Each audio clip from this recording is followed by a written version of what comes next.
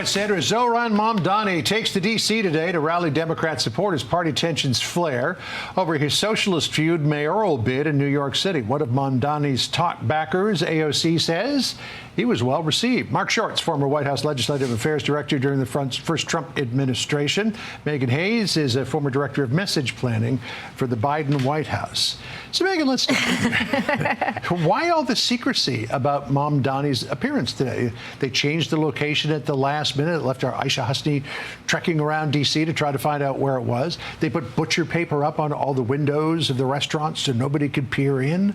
I mean, if you like this guy and you want to get him out there, why hide him? And sometimes I think that both parties get a little too cute by half here, and it sounds like this is what was happening. I think that he is trying to plead his case to some of the established Democrats that he wants to have endorse him, and I think that that's why they're there. And I'm sure that, I don't know if Chuck Schumer was there or if Jeffries was there, but I'm sure that they probably don't want it to be running on Fox News that they were there today, so that's probably a little bit behind the secrecy. I mean, they even whisked him out the back door. Yeah. Look, the visuals of him with AOC and Ilhan Omar and Bernie Sanders are great for Republicans, and I think that's what Democrats want to avoid. But it's also, I think, good for the growing anti-Semitic, anti-police, pro-sex worker caucus in the Democrat Party.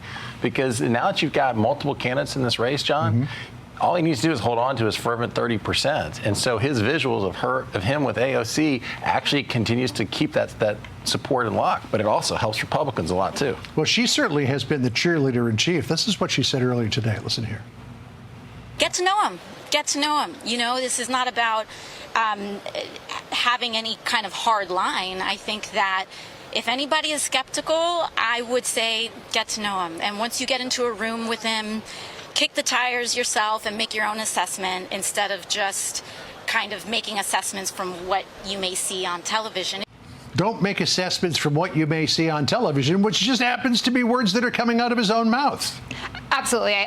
He has a lot to explain for some of his policies, and I don't think a lot of moderate Democrats, and I don't think a lot of moderate New York Democrats, and even some moderate Republicans appreciate his views and his socialist views. I think they want to see different solutions. I do think they agree with his problem of affordability. That is a major problem in New York, as it is in the rest of the country. I think the solutions are what is their sticking point. I remember when my older daughter first moved to New York, and she said, "Dad, come and see my apartment."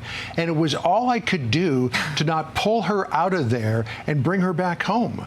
I mean, the conditions that young kids are living in these days is just extraordinary because it's just so expensive. And they'll have a real problem.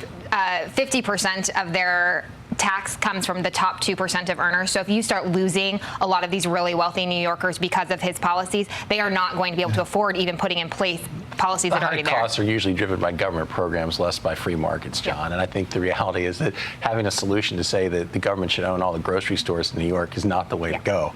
And I agree with AOC. I think it's good for all Americans to get to know him because I think that's the direction the Democrat Party's going now. So he made some news yesterday talking to New York City business leaders in which he said, "I'm going to discourage people from using the phrase globalize the intifada." But on all his other policies, he stuck to his guns. The New York Post wrote, mayoral frontrunner Zohran Mamdani stuck to his socialist guns during a highly anticipated powwow with Big Apple business leaders Tuesday, doubling down on his plan to raise their taxes if elected. Asked about his intent to lean on the ultra-wealthy and corporations, Mamdani told the executives that taxes had been raised on those groups in the past without it resulting in an exodus of high earners from the Big Apple. But if you're running a business in the Big Apple and you see this guy coming along and it's going to cost you a lot more, do you want to stay there or do you want to move to Nashville or Dallas or Orlando or someplace like that? Their tax bracket is also extremely high in New York City, as you know from your daughter. I've lived there before. It's extremely high and it's unaffordable for people who are even upper middle class. You can't raise a family. It's extremely challenging. So I don't think that raising taxes is going to go over very well to pay for some of his socialist policies. But get to know him, and I agree with you that people do need to get to know him and understand what he is about. And I think that this is really where the divide's going to come. Are people going to push Adams or the Republican out of the race to have it be a Cuomo-Mamdani matchup, or are they going to stick with Mamdani? All right. So even if they did manage to push Eric Adams out of the race, and there's talk that maybe Donald Trump would benevolently give him a position in the administration to get him out of the race. Can Cuomo win?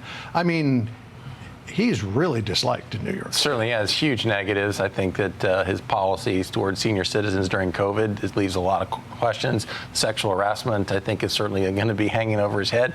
But he definitely would do better in a two-person race as opposed to a multi-candidate race. And a multi-candidate race favors Mamdani. Are you sort of resigned to the fact that Mamdani is going to win? No, I don't think so. I think we'll have to see. I think there's a long 3 months ahead of us, and I think it just depends to see how the other candidates shake out. It doesn't help Democrats a lot, though, to have Cuomo back as the face of their party either. Right. She'll be burning 2 candles every night. Thanks. Good to see you. Sandra? All right, John, thank you. Hey, Sean Hannity here. Hey, click here to subscribe to Fox News YouTube page and catch our hottest interviews and most compelling analysis. You will not get it anywhere else.